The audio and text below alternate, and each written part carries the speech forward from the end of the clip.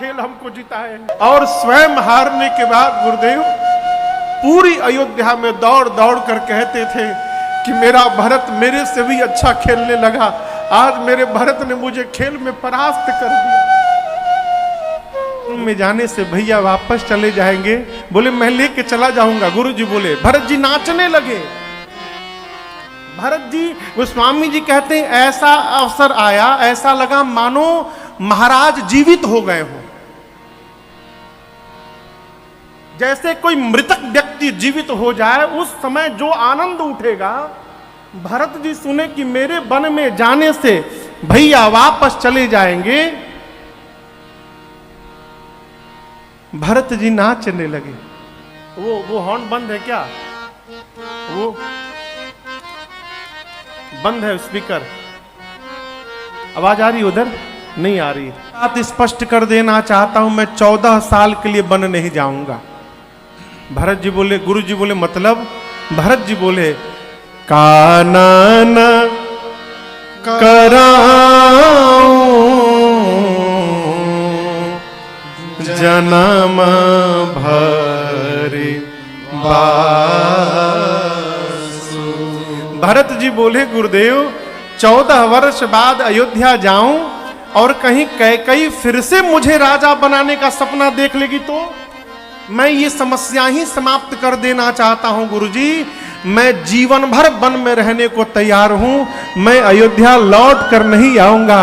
जब तक आखिरी सांस है मैं वन में बिता लूंगा। प्रभु आप मेरे भैया को लेकर। ये गुरुजी ने कहा, भरत के प्रेम ने विचार करने की शक्ति समाप्त कर दी है।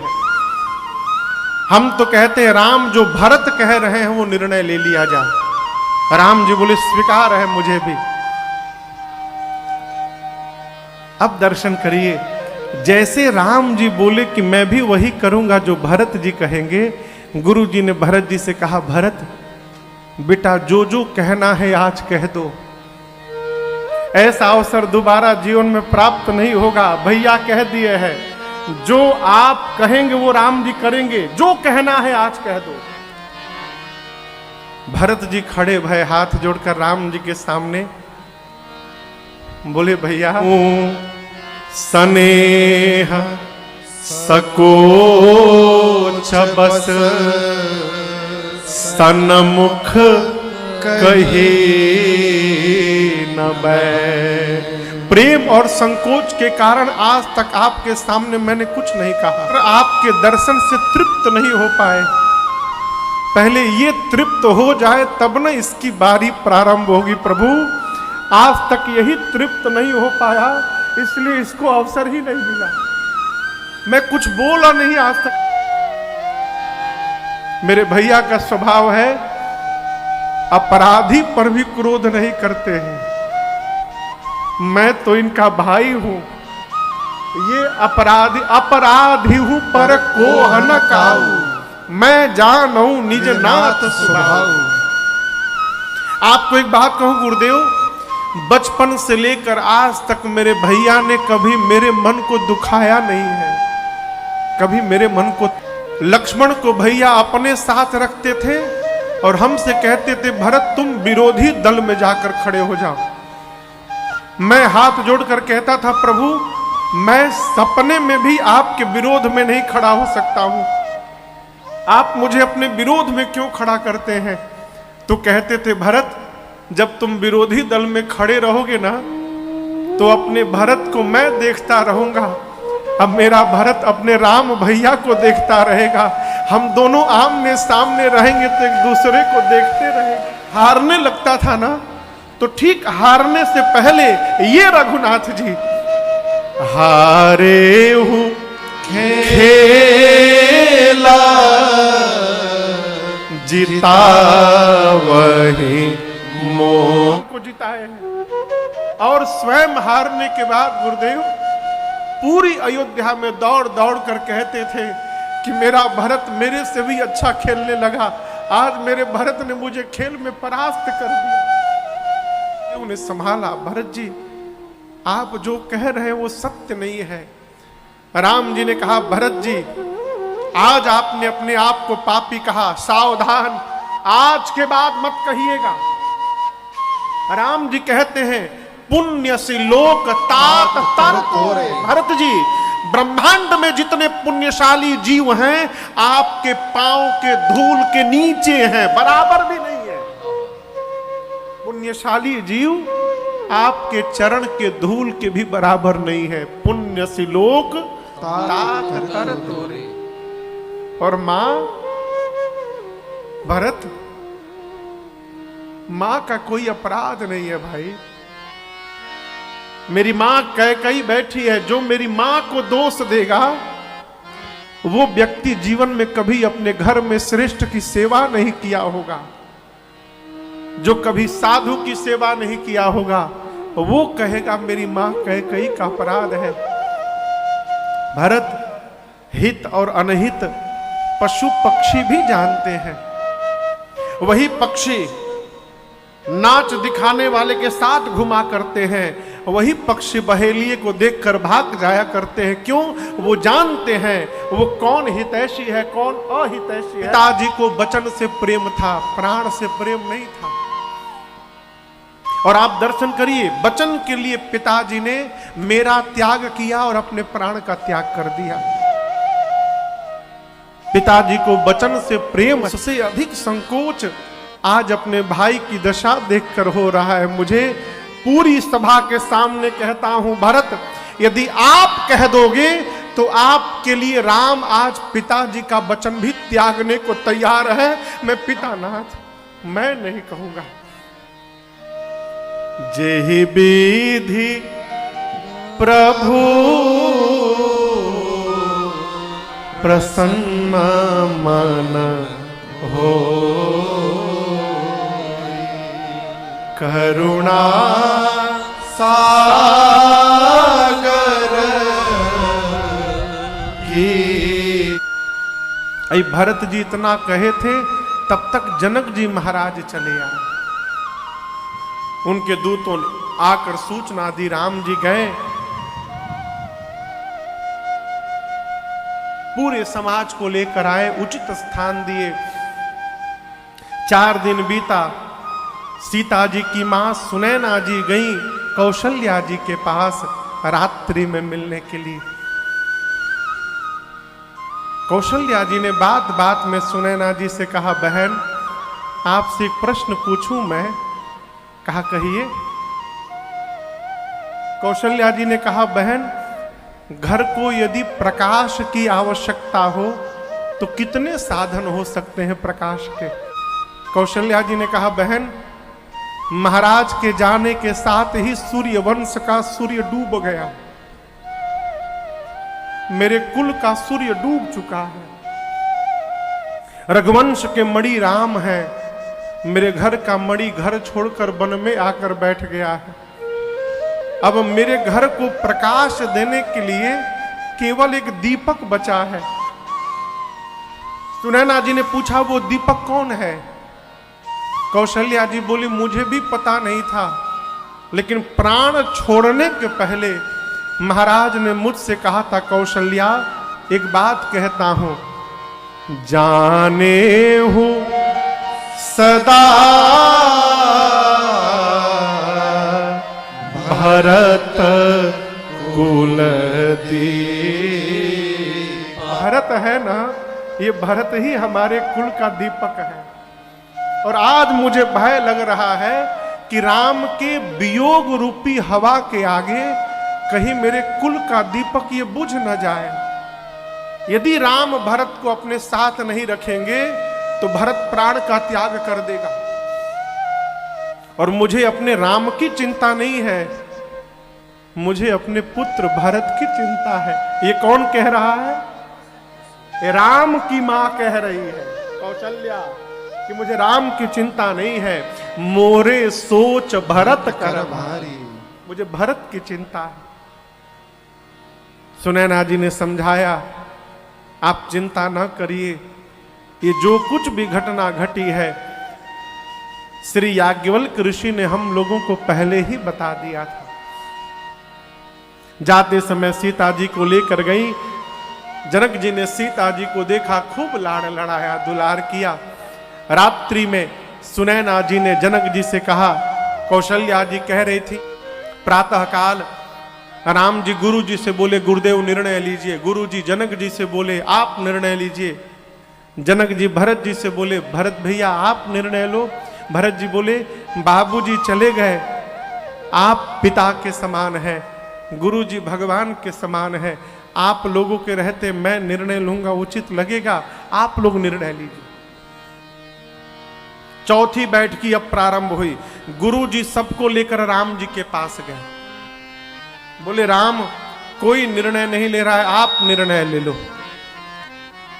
राम जी बोले आपके चरणों की सौगंध लेता हूं गुरुदेव, आप और जनक जी जो आज्ञा देंगे राम उसी का पालन करेगा, आप लोग बड़े हैं निर्णय लीजिए। सब एक दूसरे के सिर पे टालने लगे, कोई जब निर्णय नहीं लिया तो भरत भैया खड़े होकर बोले भैया हम बताएं हम क्या चाहते हैं। राम जी बोले कहो क्या चाहते हो। भरत जी बोले जहां नाथ रख दोगे, जहां नाथ रख दोगे, आप जब तक नहीं कहिएगा वहीं मैं रहूंगा, जहां ले चलोगे वहीं मैं चलूंगा, जहां ले चलोगे। अर्पित शरण में तुम्हारे, तुम ही मेरे सर्वस्व, तुम ही प्राण प्यार करना, तुम्हें छोड़ करना मैं किससे कहूँगा, जहाँ ले चलो कहना भी होगा तो तुम ही से कहूँगा, जहाँ ले चलोगे वहीं मैं चलो। तुम्हारे ही दिन है तुम्हारी ही रातें, सेवा करना चाहते हैं। भरत जी कहते हैं प्रभु अज्ञान सम न सुसाहिब सेवा, अज्ञान सम। घर में गुरु जी आ गए, घर में पिताजी हैं, सवेरे शाम 4 घंटा पिताजी का पांव दबाना ये सेवा नहीं है, ये कर्तव्य है आपका, सेवा नहीं है। अच्छा आप बताओ रोज 4 घंटा पिताजी का पांव दबावे राजेश भैया, अब बात एको न माने, बाबूजी के पांव की सेवा करे रोज 4 घंटा और बाबूजी की एक भी बात न माने, ये कौन सी सेवा है हो। श्रेष्ठ की सबसे बड़ी सेवा है श्रेष्ठ की आज्ञा का पालन करना। भरत जी कहते हैं आज्ञा समन सुसाहिब सेवा, और मैं चाहता हूं वही प्रसाद, सो प्रसाद जन पावे देवा, सो प्रसाद। आप मुझे आज्ञा दीजिए रघुनाथ जी। राम जी भरत जी को पास में बिठाएं, कहें भरत आप तो पिताजी के सत्य को जानते हैं, पिताजी के प्रेम को जानते हैं, आप अपना धर्म जानते हैं, आप राम का भी धर्म जानते हैं और आप रघुवंश की रीति को भी जानते हैं। जानहु तात तरनिकुल, तरनिकुल यानी सूर्यवंश रीति, सूर्यवंश की रीति आप लोग जानते हैं। रघुकुल रीति सदा चली आई, यही सूर्यवंश की रीति है। क्या प्राण। हम तो कहते हैं भरत जी आप अपने धर्म का पालन करिए और मुझसे मेरे धर्म का पालन करा दीजिए। भरत जी बोले भैया तीर्थराज प्रयाग में धर्म मिल रहा था, मैं छोड़ के चला आया हूं। मैं केवल एक ही धर्म जानता हूं कि भरत के लिए एक ही धर्म है कि जीवन की आखिरी सांस तक अपने भैया की आज्ञा का पालन करते रहना है प्रभु, इसके अलावा मेरे जीवन का दूसरा कोई धर्म नहीं है। आप आज्ञा दीजिए क्या करना है। राम जी देखे कि लगता है मुझे ही कहना पड़ेगा, तो राम जी ने कहा भाई मैं जानता हूं कि आप कोमल हैं, उसके बाद भी कठोर कहने जा रहा हूं, क्षमा करिएगा। आप यही चाहते हैं कि मैं कहूं तो मैं कह रहा हूं, चलिए हम दोनों भाई मिलके आज बंटवारा कर लेते हैं। बंटवारा शब्द सुनते भरत जी कांप गए। कहे भैया अयोध्या की संपत्ति को आप ठोकर मार के वन में चले आए, मुझे प्राप्त हो रहा था, मैं भी ठोकर मार के आपके पास वन में आ गया हूं और आप मुझसे बंटवारा की बात करते हैं, संपत्ति बांटेंगे आप मुझसे। राम जी बोले भाई बांटेंगे तो अवश्य, लेकिन आज हम दोनों भाई अपने घर की संपत्ति नहीं बांटेंगे, हम दोनों भाई मिलकर आज अपने घर की विपौन बांट रहा है। राम जी क्या बोले, बांटी विपत्ति सबहि मोहि भाई, तुम ही अवधि भर। प्राथमिकता हमारे घर के संबंधों का है, इसका निर्णय स्वयं करिएगा। आपके लिए संबंध पहले है कि संपत्ति पहले है। माई बाप संपत्ति आज है कल नहीं रहेगी, आज नहीं है तो कल हो जाएगी, लेकिन संबंध समाप्त हो गया ना तो दोबारा बनने वाला नहीं है। ये प्रसंग कहता है घर में बांटना हो तो संपत्ति को ना बांटिए, विपत्ति बांटिए। आपको एक प्रसंग सुनाता हूं। भगवान जब अयोध्या रावण पर विजय प्राप्त करके आए तो भगवान के साथ विभीषण जी महाराज भी थे और सुग्रीव जी भी महाराज थे। पुष्पक विमान से राम जी उतरे, पुष्पक विमान को विदा किए, गुरु जी को दंडवत किए, और गुरु जी को दंडवत करके आए तो भरत जी आके राम जी को दंडवत किए। जब भरत जी को राम जी ने उठाकर हृदय से लगाया तो वहां सब लोग आनंद में थे और दो लोग एकांत में जाके रो रहे थे। वो जानते दो लोग कौन थे? एक विभीषण जी थे और दूसरे सुग्रीव जी थे। रो क्यों रहे थे? ये कह रहे थे बताओ, एक ये दोनों भाई हैं, जहां एक भाई ने अपने भाई के लिए अपने कुल के संपत्ति को ठोकर मार दिया और भाई को उठाकर हृदय से लगा रहे हैं, और एक हम।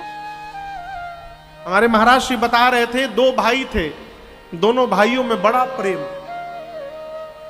मन इतना प्रेम था कि दोनों भाई एक थाली में भोजन करते थे और दोनों के एक एक संतान। ये सत्य घटना सुना रहा हूं। एक दिन छोटा भाई घर के छत पर खड़ा होकर सवेरे सवेरे ब्रश कर रहा था।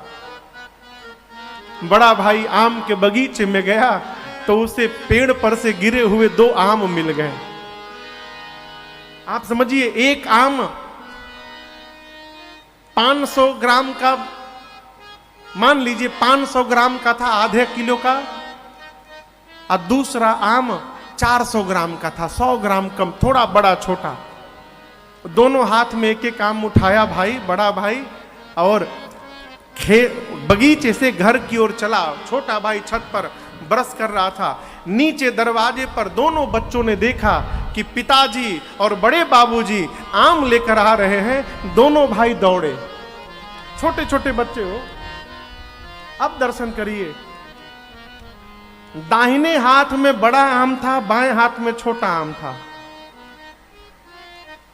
दाहिने हाथ के तरफ छोटे भाई का बेटा दौड़े आ रहा था, अब बाएं हाथ की तरफ उसका अपना बेटा आ रहा था।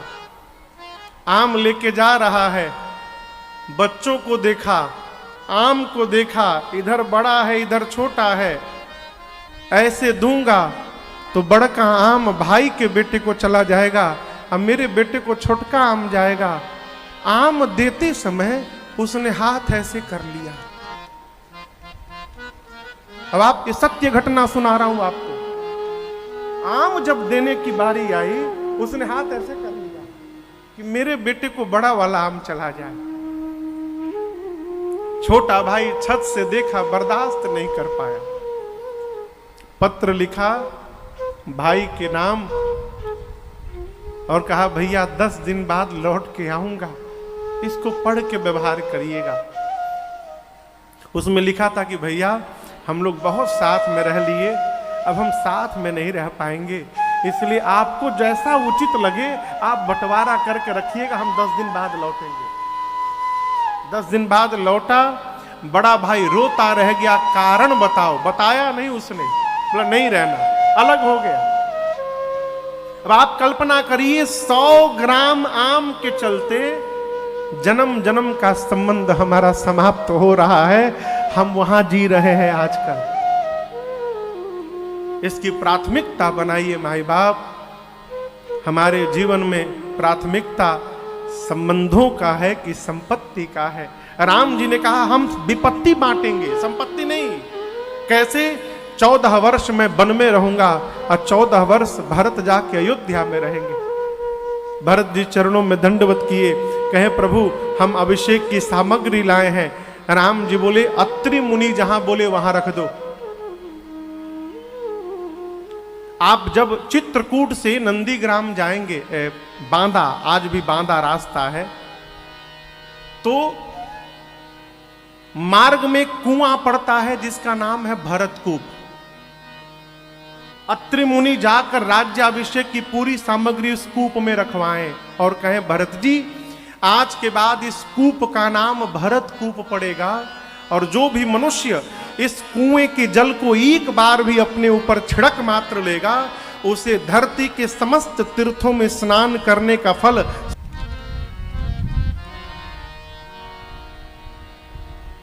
पांच दिन गुरु आज्ञा, राम जी की आज्ञा प्राप्त करके भरत जी ने चित्रकूट का दर्शन किया है। उसके बाद छठे दिन आज विदाई का दिन है। ये 5वीं बैठकी है, अंतिम बैठकी चित्रकूट की। और आप दर्शन करिए, गोस्वामी जी कहते हैं सारे लोग बैठे हुए हैं, सभी लोग। राम जी भी सिर नीचे करके बैठे हैं। क्यों? कैसे भरत जी से कहें कि भरत जी आप चले जाइए। और यहां एक निवेदन करूं आपसे, यदि आपके बड़े को